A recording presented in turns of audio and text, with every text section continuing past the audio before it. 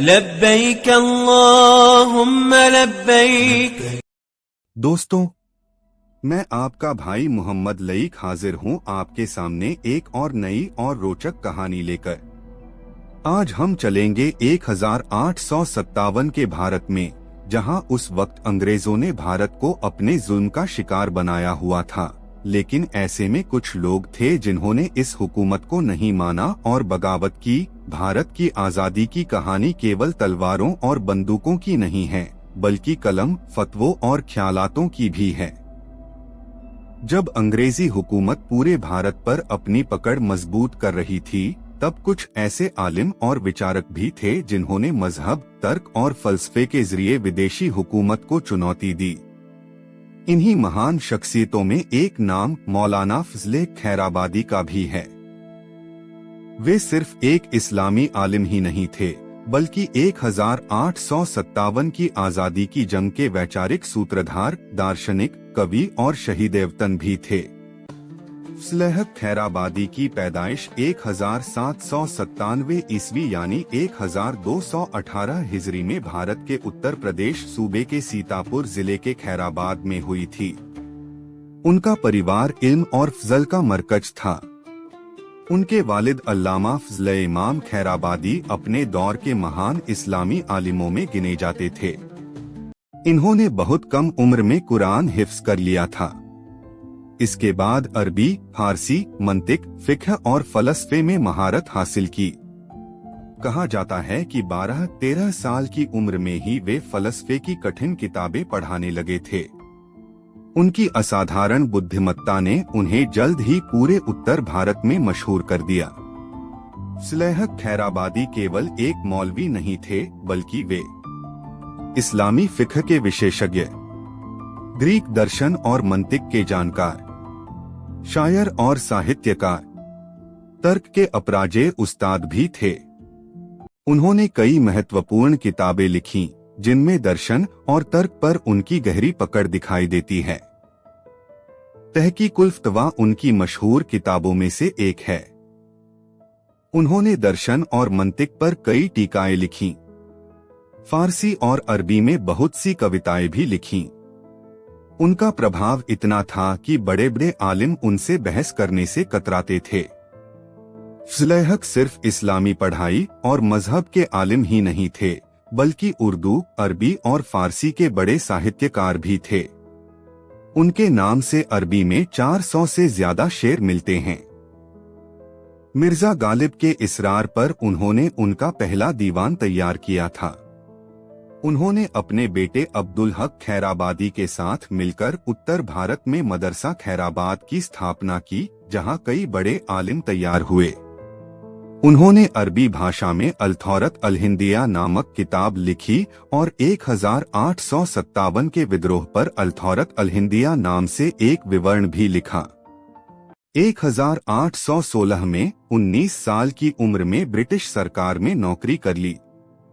लेकिन एक ऐसा वक्त आया जब उन्होंने हिंदुस्तानियों पर अंग्रेजों के जुल्म देखकर नौकरी नहीं करने का मन बना लिया और 1831 में सरकारी नौकरी छोड़ दी। नौकरी छोड़ने के बाद वह दिल्ली के मुगल दरबार में कामकाज देखने लगे और शायरों की महफिलों से वाबस्ता होने लगे। फजले खैराबादी का ताल्लुक आखिरी मुगल बादशाह बहादुर शाह जफर से भी था। जब अंग्रेजों ने मुगल सल्तनत को महज एक कठपुतली बना दिया था, उस दौरान फजले खैराबादी दिल्ली के बौद्धिक और मजहबी हलकों में एक प्रभावशाली शख्सियत बन चुके थे। खैराबादी जैसे आलिमों ने ब्रिटिश हुकूमत को मजहब और देश दोनों के खिलाफ माना। जब 1857 में सिपाहियों ने विद्रोह किया, तब मौलाना फजले खैराबादी ने एक ऐतिहासिक फतवा जारी किया कि अंग्रेजों की हुकूमत गैरकानूनी है और इसके खिलाफ जिहाद जायज है। यह फतवा सिपाहियों में जोश भरने वाला था। इससे आम मुसलमान भी क्रांति से जुड़ गए। अंग्रेजों के लिए सबसे बड़ा वैचारिक खतरा बन गया। अक्सर लोग कहते हैं कि 1857 एक सिपाही विद्रोह था, लेकिन फजल हक खैराबादी के फतवे ने इसे सैन्य बगावत से धार्मिक वैचारिक आंदोलन में बदल दिया। अंग्रेज अफसरों की रिपोर्ट्स में साफ लिखा गया है कि अंग्रेज उन्हें बंदूक उठाने वालों से ज्यादा खतरनाक मानते थे। 1857 की क्रांति नाकाम होने के बाद अंग्रेजों ने बदला लेना शुरू किया। फजल हक खैराबादी को गिरफ्तार कर लिया गया। उन पर बगावत फैलाने के आरोप लगाए गए। साथ ही अंग्रेजी शासन के खिलाफ फतवा देने का और बादशाह जफर का साथ देने का भी आरोप लगाया गया।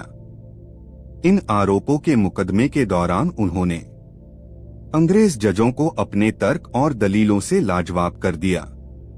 ब्रिटिश कोर्ट में जब उनसे पूछा गया, do you accept the authority of the British crown, तो उन्होंने जवाब दिया, जिस सत्ता का आधार ही नाइंसाफी हो उसकी वैधता को स्वीकार करना न तर्कसंगत है न धार्मिक। इस जवाब के बाद अदालत में सन्नाटा छा गया। फिर भी फैसला पहले से ही तय था। अंग्रेजों ने उन्हें मौत की जगह काला पानी अंडमान की जेल भेज दिया ताकि उनकी आवाज हमेशा के लिए खामोश हो जाए। अंडमान में उन्हें अमानवीय यातनाएं दी गई। भूख, बीमारी और अकेलेपन के साथ क्रूर सजाएं भी दी गई। लेकिन वहां भी फजल हक खैराबादी ने हार नहीं मानी। वे लिखते रहे, सोचते रहे, अल्लाह का जिक्र करते रहे।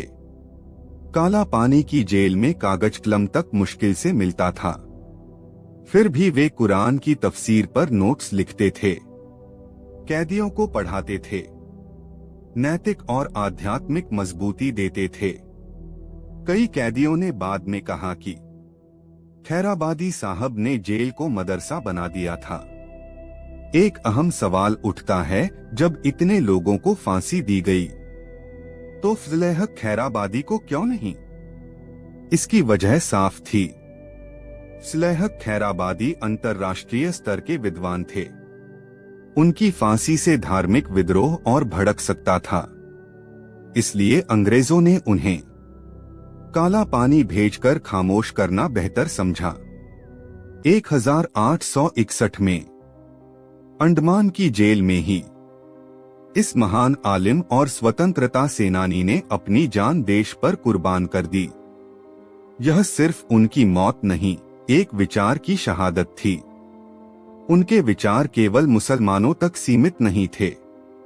वे मानते थे कि अंग्रेजों का जुल्म हिंदू मुस्लिम दोनों पर समान है। उनका विरोध किसी धर्म के खिलाफ नहीं, बल्कि औपनिवेशिक सत्ता के खिलाफ था। इसलिए 1857 में उनके विचारों से गैर मुस्लिम क्रांतिकारी भी प्रभावित हुए। वे केवल दार्शनिक नहीं, बल्कि एक सूफियाना और प्रतिरोधी शायर भी थे। उनकी शायरी में जुल्म के खिलाफ प्रतिरोध, किस्मत नहीं कर्म पर जोर, आजादी की तड़प शामिल थी। हालांकि उनकी कई रचनाएं अंडमान में ही नष्ट कर दी गई थीं। ब्रिटिश दस्तावेजों में उनके लिए सबसे खतरनाक मौलवी शब्द का इस्तेमाल हुआ, यानी बेहद प्रभावशाली और खतरनाक दिमाग वाला इंसान। यह किसी विद्रोही सेनापति के लिए नहीं, एक आलिम के लिए लिखा गया था। यही उनकी असली ताकत थी।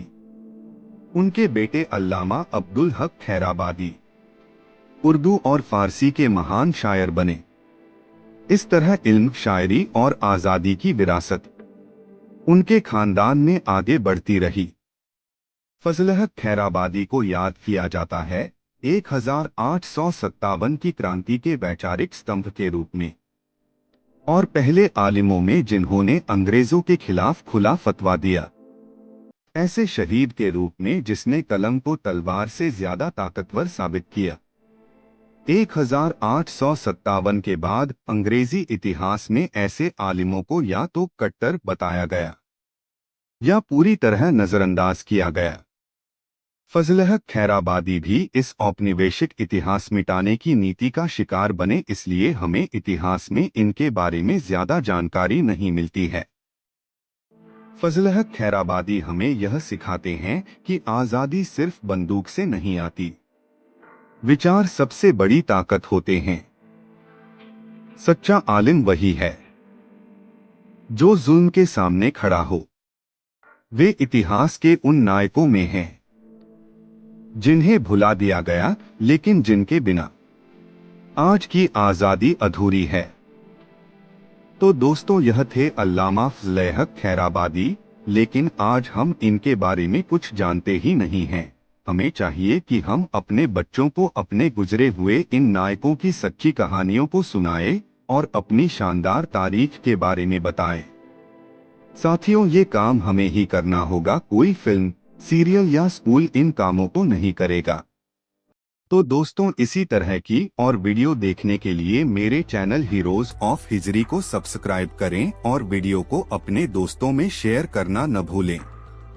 और हाँ, अब YouTube ने हमें थैंक्स और ज्वाइन का बटन भी दे दिया है, तो प्लीज इस बटन का इस्तेमाल भी ज्यादा से ज्यादा करें, जिससे हम और अच्छी तरह वीडियो बनाने के अहल हो सकें।